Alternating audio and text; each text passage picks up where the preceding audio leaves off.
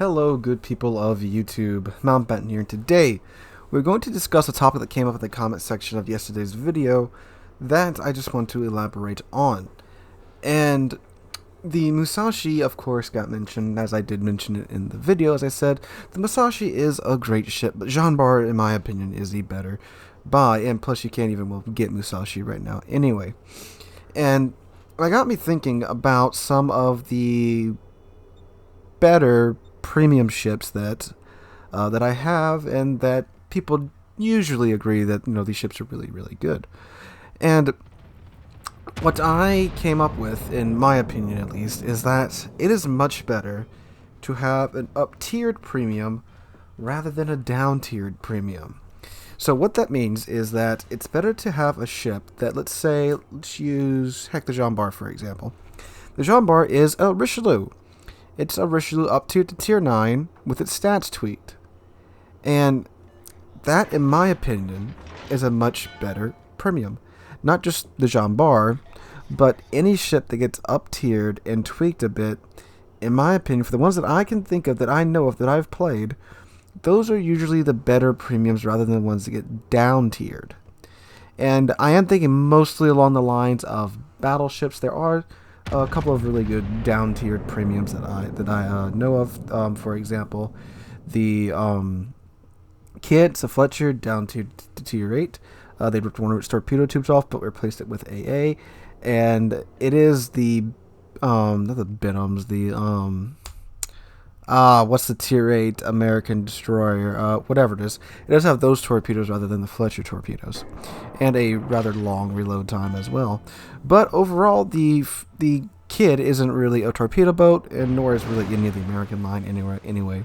But it is a gunboat, and its guns are still fairly intact, and it's great at what it does. It's a great fly swatter too. Has some great AA, and it is a down-tiered premium. But a lot of the ships that get brought up when I say, well, mainly the Musashi, when I talk about the best tier 9 premium, people say, well, it's the Musashi, it's got 18-inch guns at tier 9.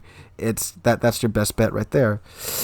Not really, in my opinion. Is Musashi a good ship? Yes, it is. Is it a fantastic premium? I would say, no.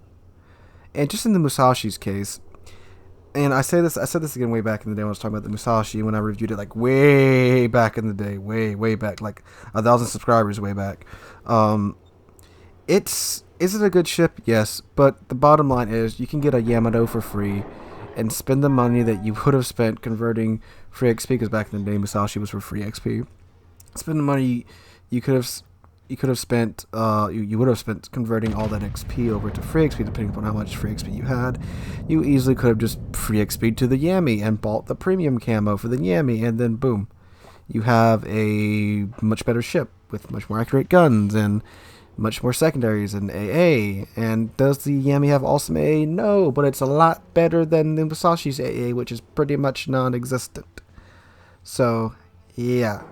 That's what I feel about the Musashi. And look at some of the other ships that are down-tier premiums, basically with the same gimmick of the Musashi. The West Virginia, for example, it's a Colorado, a tier lower, but it has hardly any AA.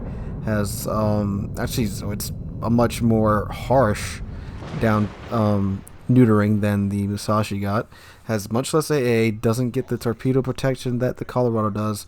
And since it doesn't have those huge torpedo bulges on the side, it's actually much easier to Citadel than the Colorado.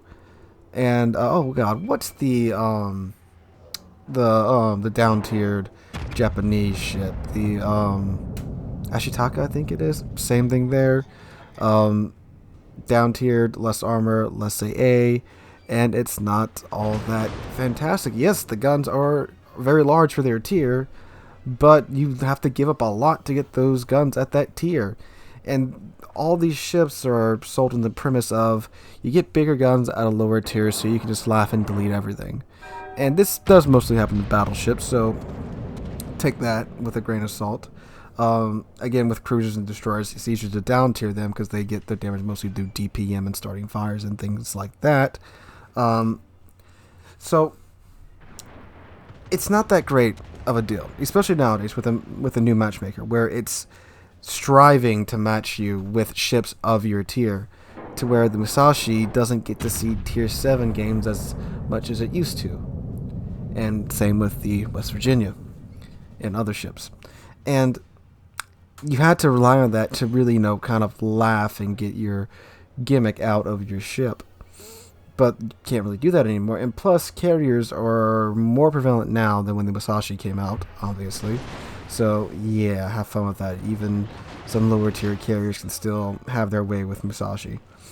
Although I do think it can... Wait, yeah, it can only see tier 8 carriers now, which are more than powerful enough to ruin your day. And then the Musashi is pretty much going to get up-tiered to tier 10 games a lot of the times. So you have to deal with tier 10 carriers with almost no AA. Guess who they're coming after? You. Same with the West Virginia. It gets up-tiered to tier 8. Even to tier 8 a lot. And it's going to see tier 8 carriers. Same thing. And that's just the way the game works now, so they're not that good of a deal. Whereas a ship that has been up-tiered, it has been toned up to compete at that tier, to where if you were good with the ship, with the tech line ship, you would more than likely be fantastic with the premium version, just like the Jean Bar. If you're decent with Richelieu, you're going to be good in Jean Bar, because you know how the ship works, and you probably are used to getting up tiered in the Richelieu anyway, because tier 8 gets up to tier 10 all the time. Although again, not as much now with the new matchmaker, but you're used to it, so you have a ship that's your ship but much better, rather than having a ship that's neutered and relying on just, okay, I'm going to have massive guns and pin everything. Because yes, that will work if you're fighting battleships, but I hate to break it to you, battleships aren't every ship in the game. There are a lot of them sometimes there's not a lot of them, but cruisers and destroyers are going to be everywhere, and if you have these massive guns, you're going to be overpinning them most of the time. It's just how the game works. You're going to get a lot of overpins, and yes, you do have large guns, so your overpin values will be quite steep, but you're going to be getting a lot of overpins. A lot of overpins, and we all know how frustrating they are. And to get your overpin machine, you've had to give up a lot of secondaries, which means destroyers can sneak up on you pretty good, and there's not a whole lot you can do about it, because usually in addition to these massive guns you get on these down-tiered battleships, they also shave off a lot of the rotation time to where they're slow. Although, in the Musashi's case and in the West Virginia's case, those turrets are never really fast in the first place. But you get what I mean. That happens. And, yeah, can they work when they get top tier? Of course. But I just think it's a better investment if you're buying premiums to grind stuff, to just get a ship that's been up-tiered, like the Jean Bar. A ship that's been honed to be much better than its original version. And are there a whole lot of ships like that? No, not really. I think just the Jean Bar and oh boy, I think there's a couple of cruisers that I can't think of that have been up tiered. I really can't think of any other battleships that have been up tiered. I think it is just the Jean Bar. But still, those ships that has happened to, they're much better. And I think those are ships pretty much you should really be looking at, rather than these battleships that have been down tiered and they're trying to sell you on the guns. Because also they also take a lot of the accuracy. Well, not a lot of the accuracy. They tone down the accuracy of the guns as well. As I'm sure as you're watching from this Musashi replay, there's a point where I have my reticle dead on the bow of I think it's an Iowa or a Roma, and the shells just go off to the right. Like, really that happened? But it does, and that's one of the frustrations. Again, with the overpins, you're going to be missing a lot in the shells that you do hit. Guess what? Overpins! Yay! Who doesn't love that? So, that's my 2 cents on that subject. And again, well, you can't buy the Musashi anymore. The West Virginia, I've always had to have a review on. That's not really worth it.